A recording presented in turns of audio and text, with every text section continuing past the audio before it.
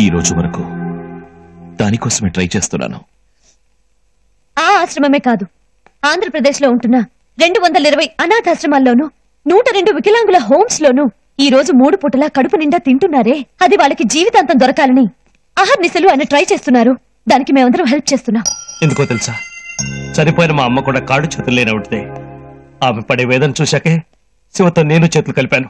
అంతేకాదు, ఎంతో పెద్ద చదువు చదివి మంచి ఉద్యోగం వచ్చినా కాదనుకుని ఈ రోజు అదే ఆశ్రమంలో పనిచేస్తోంది నా చెల్లెలు పవిత్ర.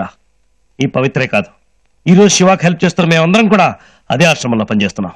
అందువల్ల అవిటి వాళ్ళ కష్టాలు ఏమిటో నీకంటే మాకే బాగా తెలుసు. శివ అప్పుడప్పుడు అవుటివాడిలా నటిస్తున్నది వాళ్ళని అవమానించడానికి కాదు, కాపాడటం కోసం. అందుకని కొట్లో కొబ్బరికాయ దొంగతనం చేసి దేవుడి కొడతావా అని నువ్వు అడగచ్చు. కానీ మేం కొట్టేసేది కొట్లో కొబ్బరికాయ కాదమ్మా, కొట్టేసిన కొబ్బరికాయ. రాబిన్ హుడ్ తెలుసా నీకు? రాబిన్ హుడ్ అతను కూడా ఉన్న వాళ్ళ దగ్గర కొట్టేసి లేని వాళ్ళకి పెట్టేవాడు. మేము దోచుకున్న వాళ్ళ దగ్గర మాత్రమే దోచుకుంటాం, అది కూడా లేని వాడికి పెట్టడానికి కాదు, ఏమీ చెయ్యలేని వికలాంగులకి పెట్టడానికి. ఆ ఆశ్రమాలందరికీ కేవలం అనాథాశ్రమాల్లా కనిపించొచ్చు, కానీ నాకు మాత్రం నా తమ్ముడు నడనో ఏమో అవి దేవాలయాల్లా కనిపిస్తాయి. అందుకే దోచిన డబ్బుని ఆ దేవాలయాలకు పంపిస్తున్నాను. ఎవరు పంపిస్తున్నారు, ఎక్కడి నుంచి వస్తుంది అనేది ఎవరికీ తెలియదు. ఇప్పుడు దేవుడి హుండీలో లక్షలు వేస్తూ ఉంటారు. ఎవరు వేస్తున్నారు, ఎంత వేస్తున్నారు అనేది ఎవరు ఎవరిని అడగరు.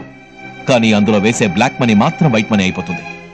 నాకు సంబంధించినంత వరకు ఈ రాష్ట్రంలో ఉన్న 322 ఆశ్రమాలు చల్లగా ఉండాలి, అంతే. అందుకని బ్రతికినంతకాలం దోచుకుంటూనే ఉంటావా? దాన్ని ఆపడానికే ఈ ప్రపంచంలో ఎక్కడెక్కడ స్వచ్ఛంద సేవా సంస్థలు ఉన్నాయో తెలుసుకోవడం కోసం బ్రౌజింగ్ సెంటర్స్ కి వెళ్లి ఇంటర్నెట్ లో అడ్రస్లు సేకరించి ఇక్కడి వాళ్ళు పడే బాధలు కష్టాలు వాళ్ళకి ఫోటోలు తీసి పంపాం. ప్రతి వికలాంగుడి దగ్గర సంతకాలు సేకరించి పంపాం.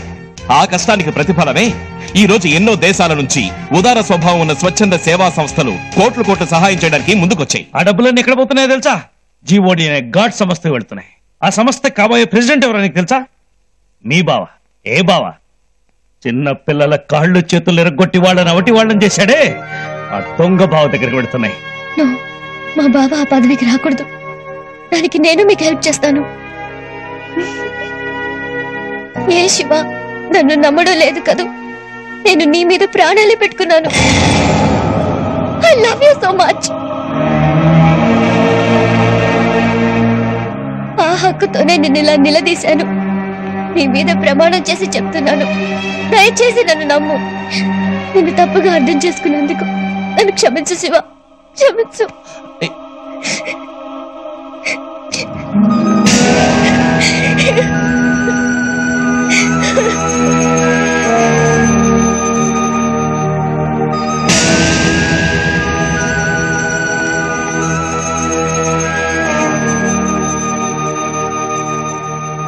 Hey.